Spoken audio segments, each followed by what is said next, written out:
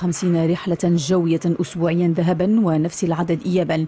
يكون مطار الرباط سلا قد دخل دائرة المطارات الدولية الكبرى، فمنذ توسعة وتهيئة المطار قبل عام ارتفع عدد الرحلات الجوية استجابة للمسافرين الذين يفضلون الذهاب أو النزول بمطار الرباط سلا.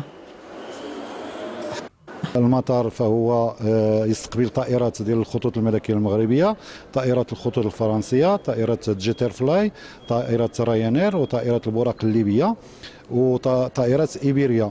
والوجهات اللي الان هي يعني ممكن يعني الاتجاه لها من مطار رباط سلا، فهناك باريس بالمطارات الثلاث ديالو، اورلي، شارل دوغول وبوفي، كاين بروكسل شارل لوروا، كاين مدريد، كاين طرابلس بليبيا، كاين مارسيليا.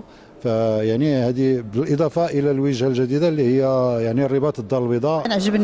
عجبني بزاف، وقريب لينا المدينه ديالنا. قنيطره كنا حنا في قنيطره قريبه لينا المدينه ديالنا، سهل علينا احسن من الدار البيضاء، ولينا اللي تيجي من الخارج تيجي قريب لينا. كاين مرافق متعدده واضحه، ماشي بحال شحال هذه رجع واضح، كلشي واضح يعني بشكل سهل كيمكننا نلقاو اي بلاصه بغينا نولجوا لها. انا في 2009 زرت المغرب وفي نفس المطار وكان الاختلاف كلي يعني، فالحمد لله الان المطار من اجمل المطارات واروح ان شاء الله. C'est beau, c'est large, aéré, pas trop encombré comme les aéroports en Europe. Je trouve que c'est une réussite, oui. فعدد المسافرين حاليا بالمطار لا يتعدى 380 ألف مسافر سنويا، وإن كانت الطاقة الاستيعابية للمطار تصل إلى 1.5 مليون مسافر، وهو رقم قد يتحقق بالنظر لعدد الرحلات التي ترتفع سنويا. الطاقة الاستيعابية هي 1.5 مليون مسافر سنويا.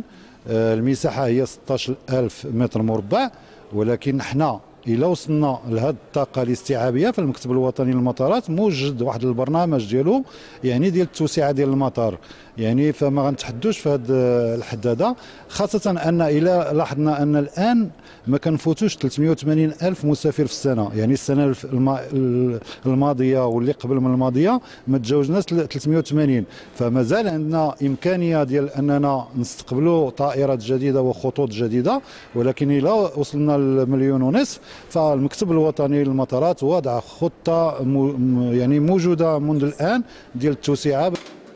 وفي إطار استراتيجية الخطوط الجوية الملكية المغربية سيتم إطلاق 22 رحلة إضافية في الأسبوع قبل ما تم هذا العام في اتجاه كل من مدريد، مارسيليا، لندن، ميلانو وبروكسل.